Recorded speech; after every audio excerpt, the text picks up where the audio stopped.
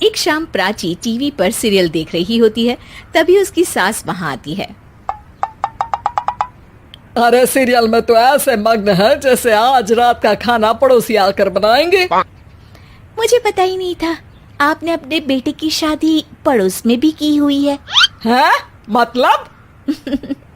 मतलब इस घर में सारा काम बहू ही करती है, आप तो सिर्फ खर्राटे मारती हैं।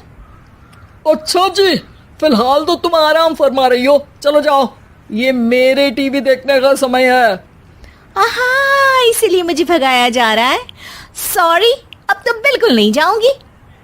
प्राची की इस बात पर दोनों सास बहू के बीच टीवी रिमोट के पीछे बच्चों जैसे छीना झपटी शुरू हो जाती है, जिसके बीच श्लोक भी काम से घर वापस आ जाता है। आज मेरी चूहे बिल्ली की जोड़ी किस बात पर झगड़ रही है?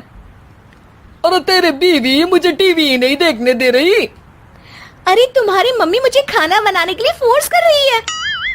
अरे वाह, ऐसे बेतुके रीजन पर तो बच्चे भी झगड़ा नहीं करते। अरे मुझे कुछ मत बोल, सब इसने ही शुरू किया है। हाँ हाँ, जैसे आप तो बहुत दूध की धूली है ना। अरे बस, दोनों चुप। प्राची जाओ, खाने की तैयारी करो।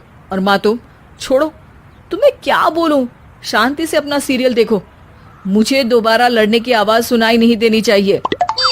ऐसा बोलकर श्लोक वहां से चला जाता है, जिसके पीछे पीछे प्राची भी कुछ न कुछ बड़बड़ाते हुए रसोई में चली जाती है। हाँ हाँ, सासू जी को तो कुछ बोलेंगे ही नहीं, बस मुझ पर ही हुक्म चलता है, खाना बनाओ, जैसे मैं इनके घर में खाना बनाने के लिए आई हूँ।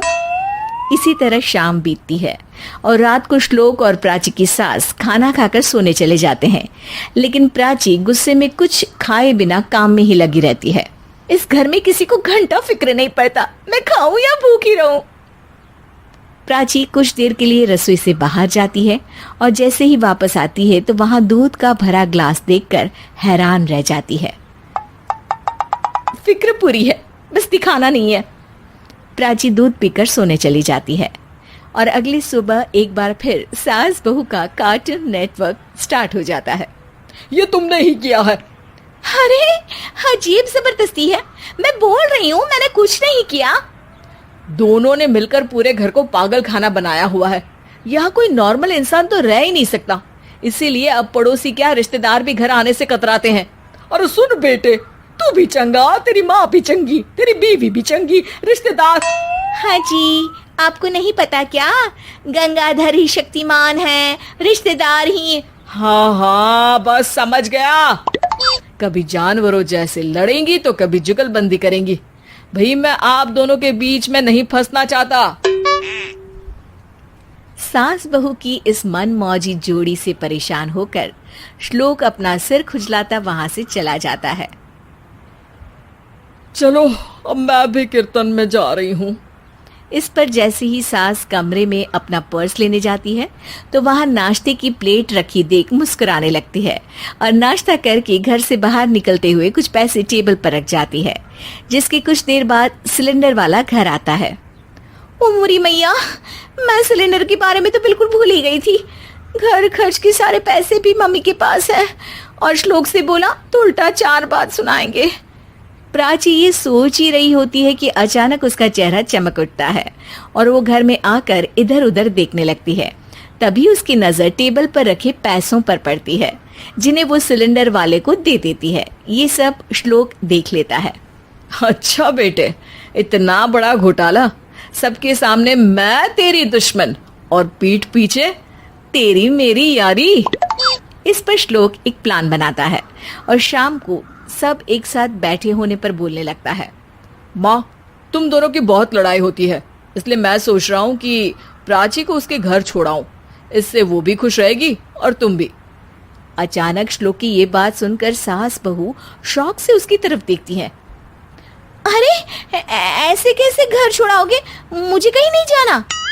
अरे तुमने बोला नहीं पर मैंने सुन लिया, तुम्हें मम्मी के साथ रहना अच्छा नहीं लगता, मुझे पता है।